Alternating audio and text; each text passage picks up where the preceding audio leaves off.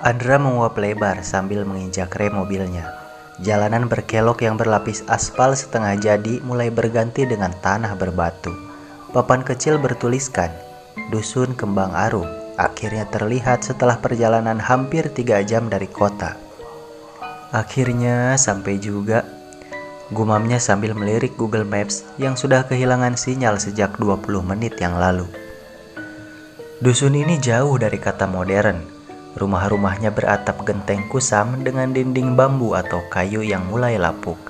Hanya ada beberapa orang yang terlihat duduk-duduk di beranda rumah, memperhatikan mobil Andra yang melintas dengan tatapan heran. Udah kayak alien aja. Andra terkekeh pelan, sambil melambaikan tangan. Tak ada yang membalas.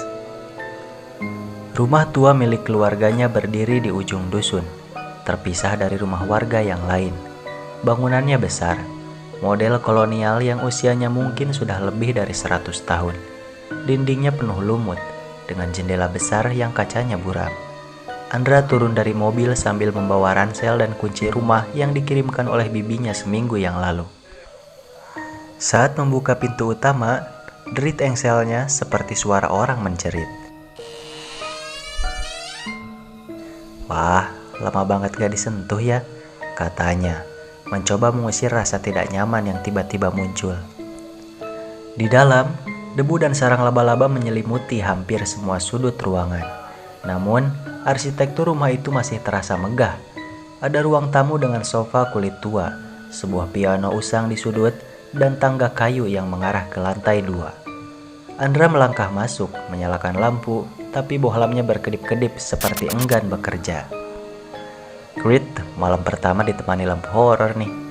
Ia bercanda pada dirinya sendiri, meskipun jantungnya mulai berdetak lebih cepat. Setelah membereskan sedikit barang-barang, Andra merebahkan diri di sofa. Namun, tak lama pintu diketuk. Ia terlonjak, lalu bergegas membukanya. Di depan pintu berdiri seorang wanita tua dengan tongkat kayu. Wajahnya penuh dengan keriput, namun senyumnya ramah. Kamu pasti Andra ya, cucu Bu Asy. Iya mbah, ibu kenal nenek saya. Wanita itu mengangguk pelan.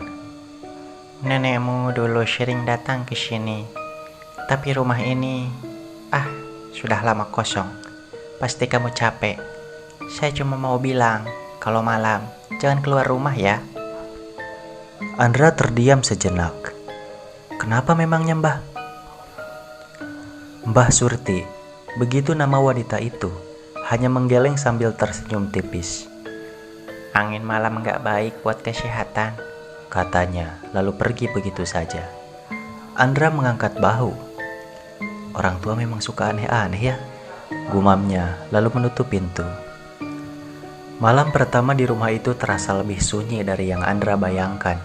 Tak ada suara kendaraan, tak ada nyanyian jangkrik, bahkan angin pun terasa enggan berhembus. Ia baru saja memejamkan mata ketika terdengar suara.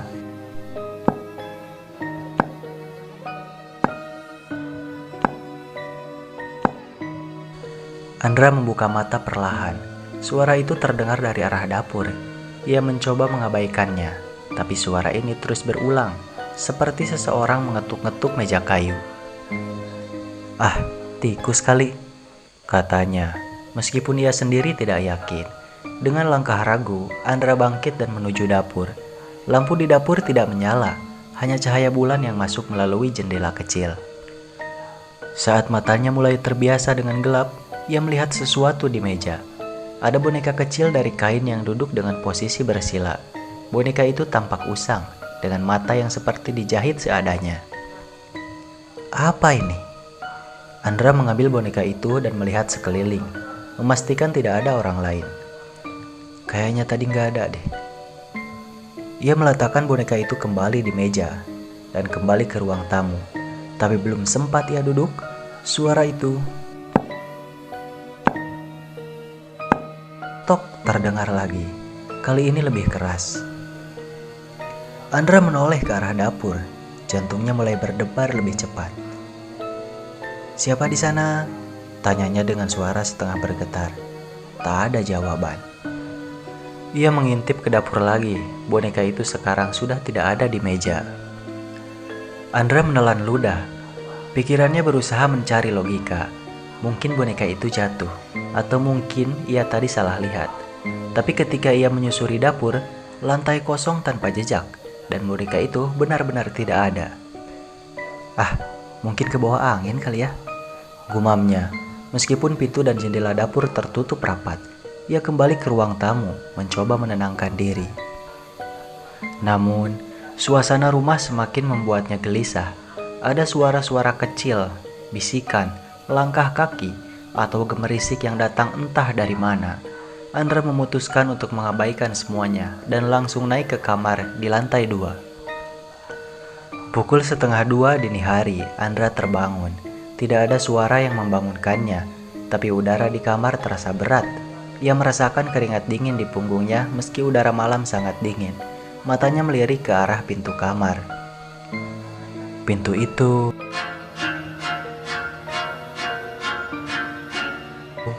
sedikit terbuka.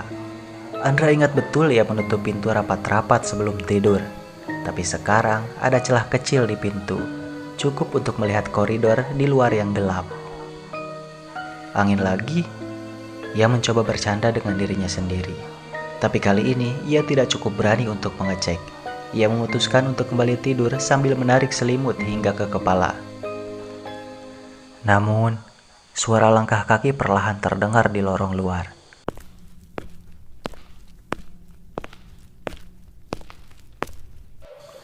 Langkah itu mendekat, lalu berhenti tepat di depan pintu kamarnya. Andra menahan napas. Ia berusaha meyakinkan diri bahwa itu hanya khayalannya. Tapi kemudian, sesuatu mendorong pintu sedikit lebih lebar. Andra menutup matanya rapat-rapat. Tubuhnya gemetar di bawah selimut. Ia mendengar suara seperti napas berat, dekat sekali, seperti seseorang berdiri di sisi tempat tidurnya. Detik demi detik berlalu, tidak ada suara lagi. Andra akhirnya memberanikan diri membuka mata. Kamar itu kosong, tidak ada siapa-siapa. Ia menghela napas panjang, mencoba menenangkan diri, hingga akhirnya ia kembali terlelap. Keesokan paginya, Andra terbangun dengan leher kaku dan punggung pegal. Tidurnya tidak nyenyak. Ia melangkah turun ke dapur untuk mencari air, tapi langkahnya terhenti saat melewati ruang tamu. Boneka kain yang semalam hilang kini ada di meja ruang tamu. Andra terpaku.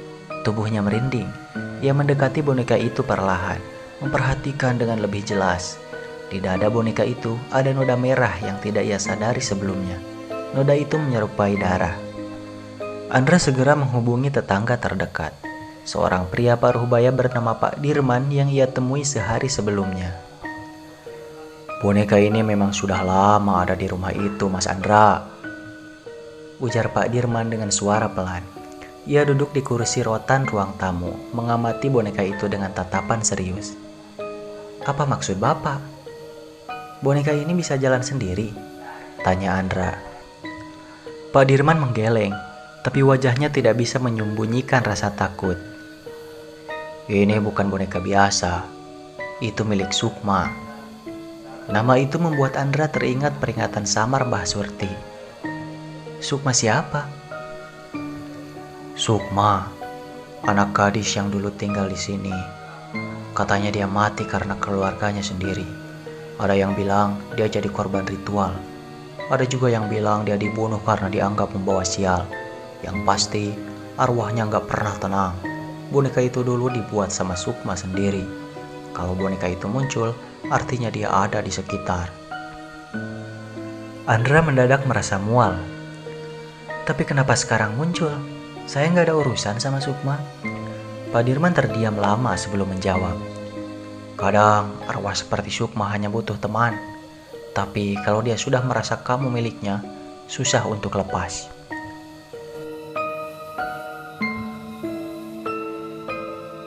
Di malam kedua, Andra mencoba tidak memikirkan apa yang dikatakan Pak Dirman. Ia memutuskan untuk membuang boneka itu keluar rumah sebelum malam tiba. Boneka itu ia lempar ke tumpukan semak di belakang rumah. Malam itu, ia mencoba tidur lebih awal, tapi suasana rumah kembali seperubah mencekam. Angin dingin bertiup kencang, membuat jendela bergetar meskipun ia yakin sudah menutup semuanya rapat-rapat. Tepat di tengah malam, ia mendengar suara tawa pelan dari luar jendela kamarnya. Suara itu terdengar seperti tawa seorang anak kecil. Andra langsung terbangun, menatap jendela dengan napas terengah. Ia memberanikan diri membuka tirai. Di bawah sinar bulan, ia melihat boneka Sukma berdiri tegak di halaman. Mata boneka itu kini seolah menatapnya langsung.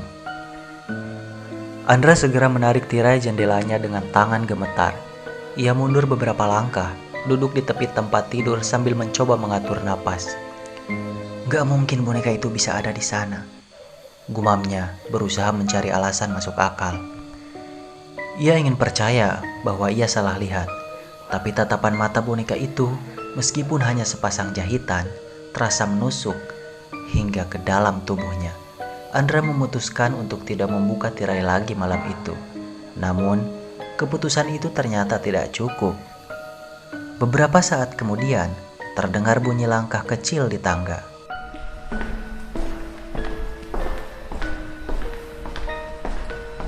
Suara itu semakin lama semakin dekat, seperti seseorang sedang mendaki tangga dengan perlahan. Andra menatap pintu kamarnya yang tertutup. Ia menggenggam gagang kursi dekatnya, bersiap jika sesuatu atau seseorang masuk ke dalam. Langkah itu berhenti tepat di depan pintu kamarnya. Hening.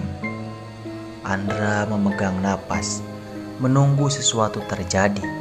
Tapi yang terdengar hanyalah suara gesekan pelan, seperti kuku yang menggores permukaan kayu.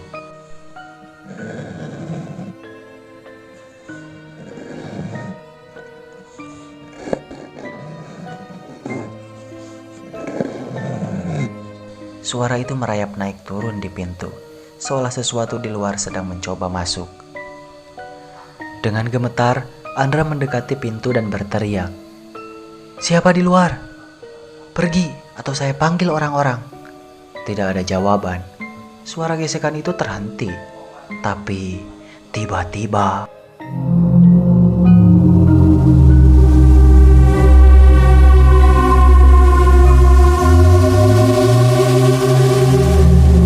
gagang pintu mulai berputar perlahan. Andra mundur beberapa langkah, siap melemparkan kursi di tangannya. Namun pintu tidak pernah terbuka. Gagang itu berhenti berputar dan hanya keheningan yang tersisa. Ketika pagi datang, Andra merasa seperti orang yang belum tidur semalam. Lingkaran hitam di matanya menunjukkan malam yang penuh dengan teror.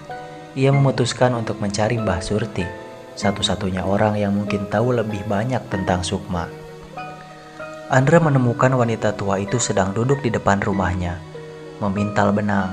Ketika ia menyebut nama Sukma, Mbah Surti langsung menghentikan pekerjaannya. "Kamu pasti sudah melihatnya," ujar Mbah Surti tanpa basa-basi. Andra mengangguk. "Dia apa, Mbah? Kenapa boneka itu terus kembali ke saya?" Mbah Surti menghela napas panjang. "Sukma itu korban. Dulu keluarganya punya hutang pada penguasa gaib di sini. Mereka mengorbankan Sukma demi keselamatan mereka sendiri. Tapi karena ritualnya tidak selesai dengan benar, Sukma terjebak di dunia ini. Ia tidak akan tenang sampai menemukan seseorang untuk menggantikan tempatnya." "Kenapa harus saya?" tanya Andra dengan suara parau. Mbah Surti menatapnya tajam. "Mungkin ada hubungan antara keluargamu dan keluarganya. Darah tidak pernah bisa menipu." Pada malam ketiga, Andra tahu ia harus keluar dari rumah itu. Tapi rasa penasaran aneh membuatnya tetap tinggal. Dia ingin tahu lebih dalam apa yang sebenarnya terjadi. Saat malam tiba, rumah itu kembali menunjukkan sisi kelamnya. Lampu di ruang tamu berkedip tanpa alasan. Pintu-pintu berderit meski tidak ada angin. Namun yang paling membuat Andra gemetar adalah suara langkah kaki kecil yang berputar-putar di sekitar rumah. Ia bersembunyi di kamar, menyalakan lilin karena lampu kamar tidak mau menyala. Tepat tengah malam, ia mendengar suara tawa lagi. Kali ini suara itu tidak berasal dari luar. Suara itu ada di dalam kamar. Andra menoleh dengan cepat. Boneka Sukma kini duduk di atas meja kecil di sudut ruangan. Meskipun ia yakin sudah membuangnya jauh-jauh, kali ini boneka itu terlihat berbeda. Senyumnya tampak lebih lebar, dan matanya yang hanya jahitan kain seakan hidup, menatap Andra tanpa berkedip. "Kenapa kamu ganggu saya?" Andra berteriak, suaranya bergetar. Boneka itu tidak menjawab, tapi tawa kecil itu terdengar lagi, seolah berasal dari mulutnya. Tiba-tiba, pintu kamar terbuka dengan keras. Andra membalikkan badan, dan di sana, di ambang pintu, berdiri seorang anak kecil. Wajahnya pucat, dengan rambut panjang yang acak-acakan, bajunya kotor, dan matanya yang besar memandang Andra dengan tatapan kosong. "Saya mau teman," ujar anak itu dengan suara serak. Andra merasa tubuhnya kaku, tidak bisa bergerak. Anak itu mulai berjalan mendekatinya, langkahnya pelan namun pasti. "Pergi!" teriak Andra, mencoba menggerakkan tubuhnya, tapi ia seperti tertahan oleh sesuatu yang tidak terlihat. Anak itu kini berdiri tepat di depannya. Wajah pucatnya semakin mendekat ke wajah Andra. "Kamu mau menjadi teman saya?" bisiknya. Andra terengah-engah, napasnya sesak, tapi ia tidak bisa bergerak. Anak itu atau apapun itu menatapnya dengan mata hitam pekat. Udara di kamar mendadak berubah dingin, menusuk hingga ke tulang. Apa yang kamu mau?" Andra akhirnya bisa berbicara meski suaranya serak. Anak itu menyeringai, senyumnya merekah hingga ke pipi. "Teman, kamu temani aku." Andra mencoba mengumpulkan keberanian. Dengan sisa tenaga, ia meraih kursi di sampingnya dan mengayunkannya ke arah anak itu. Kursi melayang melewati sosok tersebut dan menabrak dinding. Sosok anak itu perlahan memudar seperti asap, tapi tawa kecilnya masih menggema di seluruh ruangan. Tiba-tiba, suara bisikan terdengar di telinganya. Suara itu tidak berasal dari satu orang, melainkan banyak. Berbicara serempak dalam bahasa yang Andra tidak mengerti. Matanya teralih ke meja di sudut ruangan, tempat boneka Sukma tadi berada. Boneka itu kini tergeletak di lantai, tapi posisinya berbeda. Lengan dan kakinya yang tadinya diam kini seperti mengarah pada sesuatu di bawah tempat tidur Andra. Andra menelan ludah. Dengan tangan gemetar, ia perlahan melongok ke bawah tempat tidur. Gelap, tidak ada apa-apa. Tapi saat ia hendak bangkit, dua tangan kecil tiba-tiba keluar dari kegelapan, menarik wajahnya ke bawah. Andra berteriak sekuat tenaga dan berusaha melawan. Tangan itu dingin dan kuat, tapi akhirnya ia berhasil melepaskan diri. Ia terhuyung mundur, napasnya terengah-engah.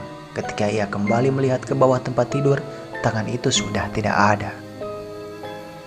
Andra tidak tidur semalam. Matanya sembab, wajahnya kusut. Ia sadar bahwa semua ini tidak bisa dibiarkan lebih lama. Ia harus keluar dari dusun ini. Ia mengemasi barang-barangnya dengan tergesa-gesa. Namun, ketika ia membuka pintu depan, Mbah Surti sudah berdiri di sana. "Mau kemana?" tanya Mbah Surti dengan nada tenang, tapi tatapannya penuh arti. "Saya nggak bisa tinggal di sini lagi, Mbah. Apapun yang ada di rumah ini, dia mau saya," ujar Andra. Suaranya bergetar. Mbah Surti mengangguk pelan. "Kamu boleh pergi. Tapi ingat, yang dibawa Sukma tidak pernah kembali." Andra tidak peduli lagi dengan peringatan itu. Ia masuk ke mobilnya dan memacu kendaraan keluar dari dusun. Jalanan berbatu itu terasa seperti tak berujung. Tapi akhirnya ia melihat papan bertuliskan, "Selamat jalan," di ujung dusun. Namun, sesuatu terasa aneh. Jalan yang ia lewati seperti kembali ke tempat semula. Ia terus menyetir, tapi akhirnya ia kembali tiba di depan rumah tua itu. Andra kini tahu bahwa ia terjebak. Dusun ini, rumah ini, semuanya seperti lingkaran tak berujung. Ia mencoba menelpon, tapi tidak ada sinyal.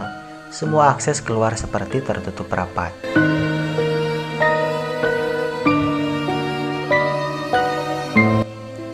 Ketika malam tiba, ia mendengar suara langkah kecil lagi.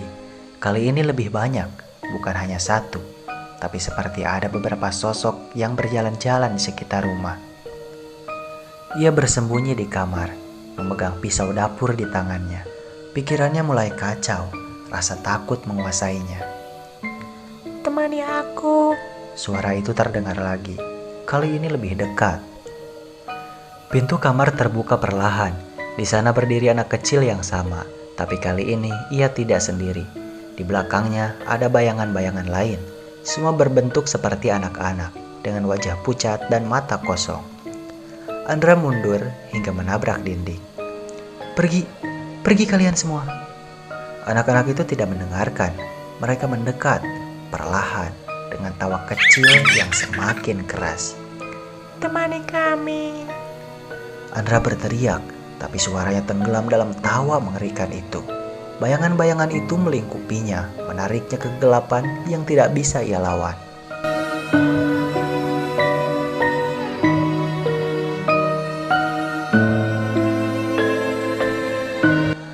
Beberapa minggu kemudian, dusun Kembang Arum tetap sunyi seperti biasa. Rumah tua itu berdiri megah namun angker, seperti menanti korban berikutnya. Mbah Surti duduk di berandanya, menatap rumah itu dari kejauhan. Ia menghela napas panjang. Semoga kamu tenang di sana, Andra. Di dalam rumah, boneka Sukma kembali duduk di meja, menanti teman baru yang akan datang. Tamat.